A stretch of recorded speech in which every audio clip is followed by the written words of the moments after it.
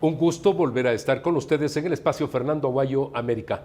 Cordiales saludos a quienes nos ven a través de Gama Visión en el Ecuador, por Mega TV en la Florida y por OnePlus TV en el Ecuador y en el mundo. Hoy tenemos como invitado al analista político, el doctor Ramiro Rivera. Es indudable, doctor, que la ciudadanía espera mensajes, conceptos, criterios frente al futuro. Ya no los diagnósticos, sino cómo resolver esto que se puede transformar en algo sumamente grave para una sociedad como la ecuatoriana. Sí, Fernando, a mí me parece que la situación del Ecuador es especialmente grave, porque no se trata solamente de un problema estructural de desigualdad, de exclusión, sino también se trata del hecho de que de un tiempo para acá usted tiene un país que es más o menos territorio de las mafias transnacionales del delito. Y paradójicamente, mientras el muro de Berlín cayó en el 89, mientras los violentos renunciaron a las armas para sumarse a la vía institucional, aquí ha germinado varios grupos que creen que el camino será el de la violencia para transformar. Me parece que el problema de fondo, soslayado por las élites y también por el gobierno, es apuntar, o debía ser apuntar, a una reforma política de fondo que podría subsanar los problemas de gobernabilidad para el futuro. ¿Cuáles deberían ser esos cambios fundamentales, sustanciales, que generen resultados inmediatos? No hay democracia que funcione sin partidos políticos, Fernando, a pesar que puedan ser odiados. Pero si se los ataca permanentemente y se pone como lo peor de la humanidad a los partidos políticos, ¿cómo se logra restituir lo que en el mundo son y fueron los partidos? Fernando, el discurso de la antipolítica, el discurso de la condena a la política, la minga por el descrédito de la política solamente ayuda al populismo mesiánico, que es lo que pasó en el año 2006 a 2007, cuando se produjo un enorme desencanto de la gente respecto al Parlamento y a las instituciones políticas, irrumpió el fenómeno del populismo redentor correísta y sufrimos 10 años de autoritarismo. Entonces, me parece primero que sin partidos no hay democracia. Hay que hacer los mejores partidos que se pueda. Pero eso tiene que ver con dispositivos normativos de la Constitución y de la ley. Ejemplos: las elecciones deben hacerse legislativas en la segunda vuelta electoral. Caso contrario, es un sistema perverso en el cual usted en la primera vuelta organiza un parlamento fragmentado, en la segunda le apoya a un presidente elegido con un programa. Con partidos pequeños que no representan a nadie y que quieren negociar con el poder. Exactamente, y ese presidente está amarrado de pies y de manos tratando de negociar con grupos que son patrimonialistas y que no tienen en su agenda, ni en su vocabulario, ni en su intención una transformación política del Estado. Regular solamente que partidos y movimientos nacionales lancen candidatos a diputados. Un movimiento provincial debería reducirse solamente a elecciones seccionales. Caso contrario, usted lo que ha hecho es darle una enorme preeminencia a caciques y caudillos locales que forman parte de redes de corrupción y de clientelismo y que reproducen esas prácticas en el Parlamento. Además, estamos viviendo las secuelas y consecuencias de esa forma de negociación política de estos pequeños grupos políticos. A través de movimientos se presentan y lo que hicieron es, en momentos tan difíciles como la pandemia, enriquecerse. Y sin embargo, vemos que ahora en las elecciones seccionales próximas igualmente van a haber alrededor de 90,000 candidatos y hay como 260 movimientos y partidos políticos que van a participar en las elecciones. Me parece, Fernando, que la estadística del Consejo Nacional Electoral supera los 280 organizaciones políticas. Una democracia así es inviable. ¿Por qué funciona la democracia norteamericana? Por el bipartidismo. O la democracia inglesa, en este último caso un régimen parlamentario, o la democracia, la monarquía constitucional parlamentaria española, ¿no es cierto? O el régimen federal parlamentario alemán, porque la mayoría parlamentaria determina el funcionamiento de un jefe de gobierno, de un primer ministro o de la cancillería en el caso de Alemania. un sistema político excesivamente fragmentado, una buena parte de él contaminado por clientelismo y ahora por el narcotráfico hace que un país sea sencillamente inviable. Doctor, usted dice tienen que haber cambios estructurales, pero vivimos coyunturas. Esta, la de ahora, con ese levantamiento indígena y esas movilizaciones y protestas violentas, en el 2019 algo similar. Para que esto no se repita, los gobiernos, no cuando ocurre lo que ha acontecido, deben responder, sino con políticas permanentes se debe asistir precisamente para crear mejores condiciones de vida en esos sectores. Lo podrá hacer el señor Guillermo Lasso, de lo contrario, en 90 días, si no se dan señales certeras, vamos a volver a tener este tipo de manifestaciones violentas. ¿Cuál es la tragedia, Fernando, si usted examina este problema en América Latina? La tragedia es que vienen gobiernos liberales, moderados, austeros, que achican el gasto público, ¿ya? Que bajan el déficit fiscal, que son fiscalmente responsables y que acumulan recursos. Ganan. ¿Qué es lo que ha pasado en el Ecuador en este primer año del gobierno del señor Guillermo Lasso? ¿Y qué es lo que ganan? El repudio, la ira y el distanciamiento de la ciudadanía. Eso crea a su vez el germen para el retorno del populismo redentor, que viene, gasta, dispendia, derrocha y roba. Y los que hacen eso merecen el aplauso de una parte del graderío de la aldea. A mí me parece que el presidente Lasso, si bien descuidó la política social en el primer año, tiene la oportunidad de plantearle al Ecuador una política de Estado que apunte a combatir la pobreza, la extrema pobreza, en el campo y en los sectores marginales de la ciudad. Y que seamos capaces de convocar a un acuerdo nacional para que haya un gran fondo de contingencia de naturaleza social para pagar esa deuda social y que sea compromiso, no solamente en los 3 años que le queda al presidente Lasso, sino un compromiso que, diríamos redundo, que comprometa a los gobiernos del futuro. La equidad es importante, porque en la pobreza, en el resentimiento y en el rencor, germinan los populismos y los violentos. Y cuando digo violentos, me refiero en el caso ecuatoriano al señor Issa. En el caso de los violentos, ¿se ven también beneficiados por amnistías o en su defecto porque la justicia no actúa? Y eso es un mal precedente, es lo que no queremos los ecuatorianos. Sí que se resuelvan los problemas, pero no dejando impunes los actos estos delincuenciales que se dieron ahora y en el 2019. ¿Cómo corregir esto y no permitir que por salvar el bache no se haga absolutamente nada en ese plano? Lo peor que le podría pasar al Ecuador, Fernando, es la impunidad.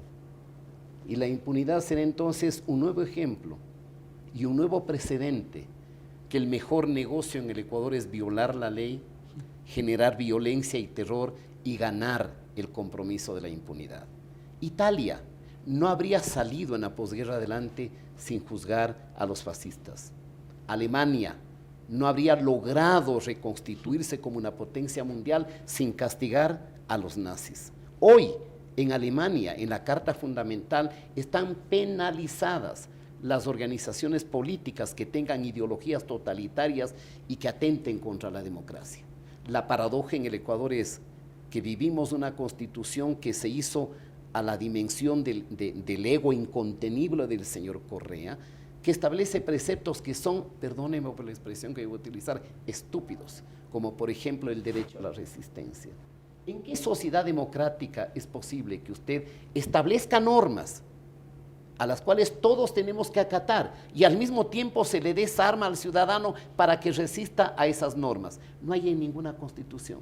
Tiene solamente la ley fundamental de Alemania y la Constitución de Portugal, pero derecho a resistencia, ¿qué? A los sistemas totalitarios, no a la democracia, no a las instituciones de la democracia. Y esa es una herencia desgraciada, lamentable, aciaga, que nos dejó el señor Correa. El presidente de la República ha cambiado a ministros de Estado, más bien dicho, ha reciclado, cuando pensamos que eso era del pasado, de la época correísta y por ahí también de la época morenista. Si se quiere hacer un cambio, hay que nombrar nuevos ministros. ¿Cuál es su criterio?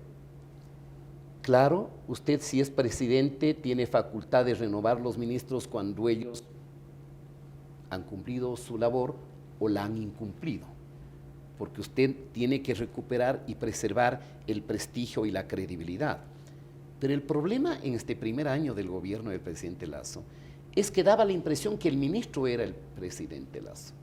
Él hablaba de todo, era presidente, vicepresidente del presidente, secretario general de comunicación, secretario general de la administración de gobierno. No necesitó voceros, por ejemplo. No, claro, pero eso es malo, Fernando, porque un jefe de Estado, las palabras de un jefe de Estado son palabras mayores.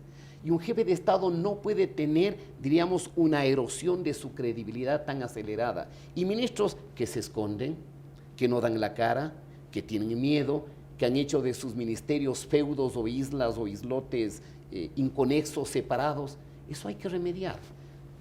Esperemos que eso no sea el estilo del jefe de Estado, porque si ese es el estilo del jefe de Estado, probablemente no hay remedio.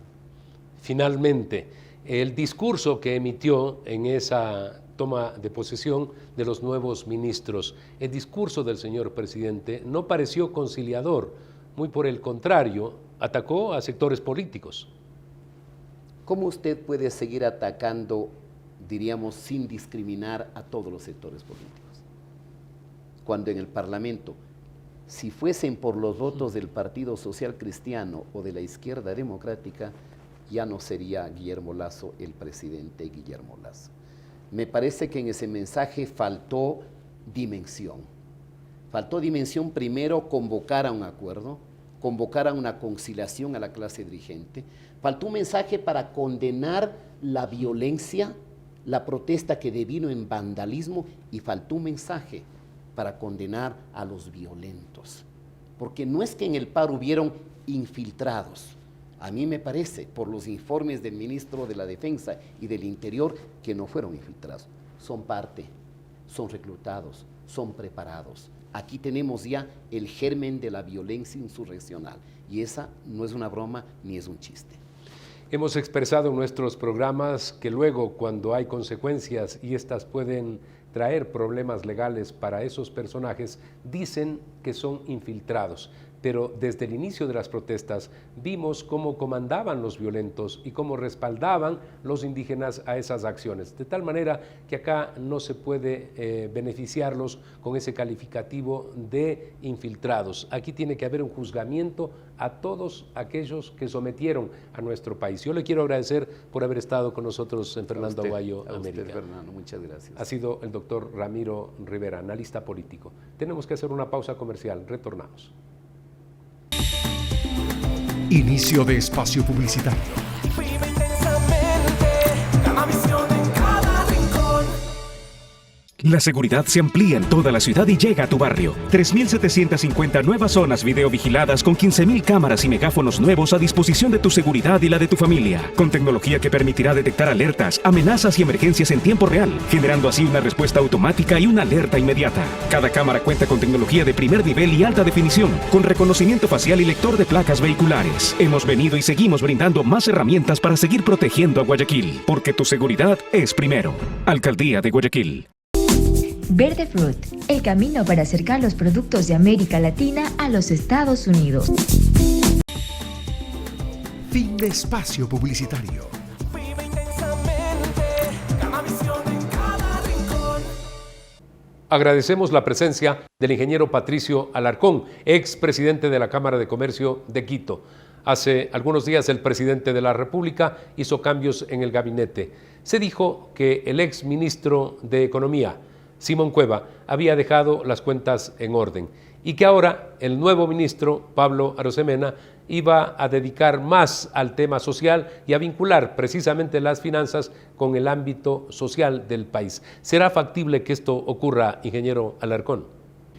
Yo creo que el ministro de Finanzas anterior no puso la casa en orden, tal como lo dice el gobierno, tal como lo está comunicando en su discurso el presidente y otros funcionarios.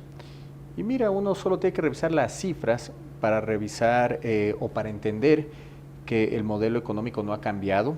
Yo creo que en ciertos temas se ha empeorado la situación. Si revisamos el gasto corriente o el gasto en general, ha subido en un orden de alrededor del 17%.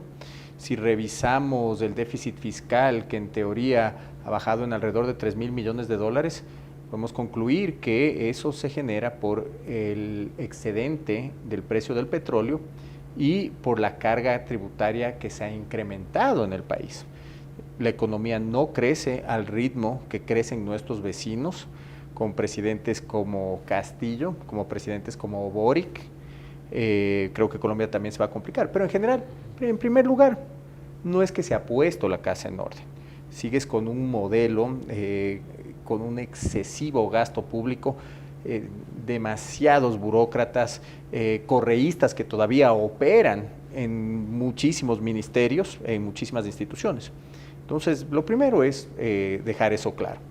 Lo segundo es que, claro, Pablo Arosemena, el ministro Arosemena, ahora tiene que invertir, tiene que subir el gasto, especialmente en el sector de salud, o no subir el gasto, pero que se haga lo que se tiene que hacer, es decir, suplir a los hospitales de medicina, poder hacer que funcionen bien las escuelas, si es que se requiere del presupuesto o de que no se desvíe el presupuesto. Y en materia económica, evidentemente, debería dar un giro al modelo. Pablo tiene los conceptos clarísimos. Él siempre supo y creyó en que bajando impuestos se puede generar el crecimiento económico adecuado para que el país pueda salir adelante. Es decir, o sea, menos carga tributaria, más consumo por medio de los ecuatorianos, un modelo que sea de ahorro e inversión y no de gasto, como se lo viene manteniendo. El economista Pablo Arosemena fue presidente de la Cámara de Comercio de Guayaquil, usted de la de Quito, y el concepto siempre fue, efectivamente, no más impuestos. ¿Hay forma de aliviar aquello? ¿Se puede dar marcha atrás precisamente para incentivar producción? ¿Es la única forma con la que puede crecer la economía de un país? Fernando, la única manera en que vamos a salir adelante como país es generando las condiciones de competitividad para el sector privado, es decir, cómo logramos producir de una manera menos onerosa, cómo bajamos los costos de importación, cómo bajamos los costos del servicio. ¿Para qué? Para que los ecuatorianos tengan más dólares, para que puedan consumir más, para dar más ventajas a quien viene a invertir, para mejorar el retorno, para que finalmente pueda circular más dinero dentro de la economía, pero el dinero en manos privadas. El Estado tiene que cumplir con su rol de regular, tiene que cumplir con su rol de recaudar. No puede seguir gastando alrededor de 9.000 millones de dólares al año solo en salarios, no puede seguir manteniendo a tanta institución ineficiente y tiene que apuntar a generar mejores condiciones para el aparato productivo, que al final del día es quien de una manera sostenible va a hacer que el Estado obtenga ingresos. Pablo Arosemena, él siempre habló de bajar impuestos. ¿Lo podrá hacer y de qué forma durante este periodo como ministro? Por decreto se puede ya bajar algunos impuestos y se puede trabajar en materia arancelaria, porque claro, una reforma tributaria tiene que pasar por la Asamblea. También la Corte Constitucional nos podría ayudar derogando la ley de la última reforma tributaria del presidente. Entonces, puntualmente, se puede bajar el impuesto a consumos especiales, ciertos impuestos a consumos especiales, se puede bajar el impuesto de salida de divisas, se puede bajar la carga arancelaria en el país, dándole un respiro al consumidor y haciendo que se mueva de mejor manera el mercado. Debería paralelamente bajarse el gasto público porque, claro, el Estado va a dejar de percibir ciertos impuestos y va a generar ciertamente más impuestos por la recaudación del IVA, por darte un ejemplo. Pero se puede alivianar la tramitología, ARCSA, aduanas, INEN, solamente por darte ciertos ejemplos. Entonces, el giro en materia económica sí se lo puede hacer, pero lo que se necesita es la visión correcta y objetiva en cuanto al modelo de desarrollo del país. O seguimos con los fiscalistas, seguimos con los gradualistas que nunca le han hecho bien a este país. Imagínese, acuérdese usted de qué es lo que ha sucedido, con mucho respeto, durante la época que gobernó el presidente Osvaldo Hurtado, durante la época que gobernó el presidente Mawad. O sea, la democracia popular nunca le ha hecho bien en materia económica al país. Y lamentablemente no se ha liberado aún la economía ecuatoriana. Entonces es hora de que se tomen otro tipo de decisiones. Vamos a hacer un corte comercial. Inmediatamente retornamos y proseguimos este diálogo con el ingeniero Patricio Alarcón. Inicio de espacio publicitario. Vive intensamente, Gamavisión en cada rincón. La seguridad se amplía en toda la ciudad y llega a tu barrio. 3.750 nuevas zonas videovigiladas con 15.000 cámaras y megáfonos nuevos a disposición de tu seguridad y la de tu familia. Con tecnología que permitirá detectar alertas, amenazas y emergencias en tiempo real, generando así una respuesta automática y una alerta inmediata. Cada cámara cuenta con tecnología de primer nivel y alta definición, con reconocimiento facial y lector de placas vehiculares. Hemos venido y seguimos brindando más herramientas para seguir protegiendo a Guayaquil, porque tu seguridad es primero. Alcaldía de Guayaquil. Verde Fruit, el camino para acercar los productos de América Latina a los Estados Unidos. Fin de espacio publicitario. Vive intensamente, Gamavisión en cada rincón. Se conoce por fuentes del sector productivo de Las Flores que van a iniciar procesos penales en contra de los violentos, de los destructores, los que atacaron a ese sector. ¿Será factible hacer lo propio en otros ámbitos del sector productivo? Fernando, mira, la protesta pacífica es un derecho constitucional, todos vamos a estar de acuerdo en eso. Pero quien vandaliza bienes privados, bienes públicos, quien viene a destruir los bienes de todos los quiteños, quien paraliza servicios públicos, tiene que estar en la cárcel, pues. Y no solo los sectores como el florícola específicamente, como ciertos colectivos, deben demandar, y específicamente deben buscar la manera de demandarle al señor Issa, ya que no se lo pudo meter preso por un delito flagrante, pero deben demandarlo. Y se debe aplicar todo el peso de la ley, inclusive el gobierno que está sentado ya en una mesa de negociación, no sé para qué, porque ya se dio en todos los puntos, también debe coordinar con la fiscalía para que ese señor vaya preso. Y no solo ese señor, sino que hay que decapitar ahorita a toda la dirigencia indígena de la CONAIE que está involucrado en eso, amazónicos, hay gente muy respetable de Pachacuti que tiene otra visión de país, que no cree en el supuesto estallido. Pues esa gente tiene que estar en la cárcel y todos debemos hacer el esfuerzo para denunciarlo y si está en nuestras manos, actuar por medio de la fiscalía con las respectivas denuncias, pero esa gente debe estar en la cárcel. Si el sector indígena considera que no han logrado lo que pretendían luego de la firma de esa acta con el gobierno, ellos volverán a las manifestaciones y estas probablemente serán más violentas. ¿Cómo hacer que no vuelvan a ocurrir? ¿Qué es lo que tendría que hacer el régimen para no estar de tiempo en tiempo con estas amenazas? Más allá de los 10 acuerdos, siempre habrá una insatisfacción por parte de esos grupos, porque déjeme decirle una cosa, lo que se acaba de negociar no va a ayudar a que ciertos sectores salgan de la pobreza. Puntualmente, los subsidios tienen que ser dirigidos, focalizados, deben ser temporales para ayudar específicamente a esos grupos que necesitan ayuda y que reclaman justamente las bases. Pero, mire, la próxima vez que lleguen o que traten de venir a destruir Quito, a paralizar la sierra central, el norte de la sierra, yo creo que la fuerza pública tiene que actuar, pues, los militares, la policía, y se debe trabajar en una sola estrategia, porque usted no puede un día meterlo preso al señor Issa, no tener una estrategia para meterlo preso, no poder probar que fue una flagrancia llevarlo a la unidad a la fiscalía en la Tacunga, después al otro día sacarlo, después empezar a negociar, después levantarse la mesa de la negociación y después volver a negociar. Pues uno tiene que tener una sola postura. Desde un inicio me siento, negocio, no les doy excusas para que sigan destruyendo o aplico la fuerza. Pero tiene que haber una estrategia y esa estrategia evidentemente tiene que consolidarse con la gente que sepa, pues, y creo que se actuó mal en esa manera. Pero usted me pregunta a mí, con la fuerza de la ley hay que trabajar para que esto no vuelva a suscitarse. Lo malo es que están muy bien organizados y también pueden tener apoyo de otros grupos como los correístas, qué sé yo. Pero en realidad el acuerdo no fue bien hecho, eso no va a ayudar y debe aplicarse la fuerza de la ley. ¿Y cómo sí se puede ayudar a esa gente? Pero ¿cómo se puede ayudar?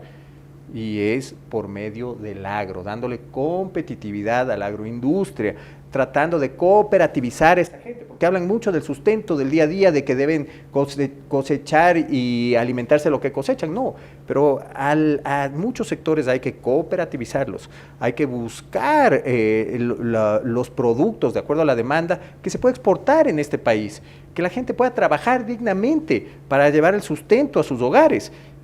Cosa que ha pasado en otros países del mundo, en el sector de lácteos. Mire lo que ha pasado en este país con el brócoli, específicamente en la sierra, que se ha logrado hacer cultivos más grandes y se compra productores grandes y se compra productores pequeños.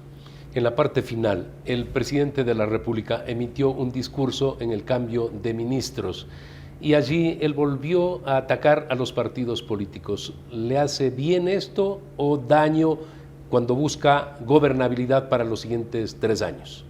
Mira, Fernando, yo no entiendo por qué dicen que este es el gobierno del encuentro.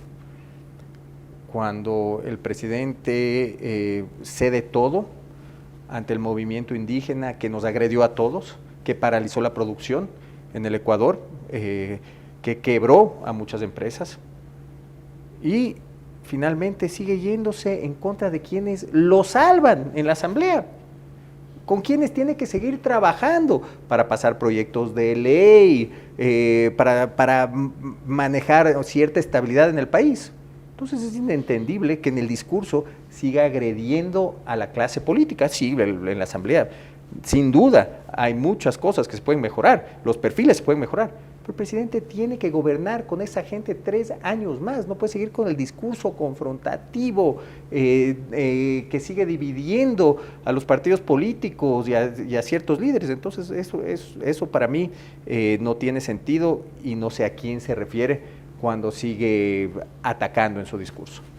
Aspiramos a que haya receptividad en el gobierno a este tipo de opiniones en función de buscar precisamente ese ambiente de gobernabilidad que es tan necesario para que nuestro país surja, salga adelante, tenga mejores condiciones de vida a su población en el futuro. Agradecemos al ingeniero Patricio Alarcón por haber estado con nosotros. Amigos, recuerden que la próxima semana tienen una cita en el Ecuador a través de Gama Visión, por Mega TV en la Florida y por OnePlus TV en el Ecuador y en el mundo.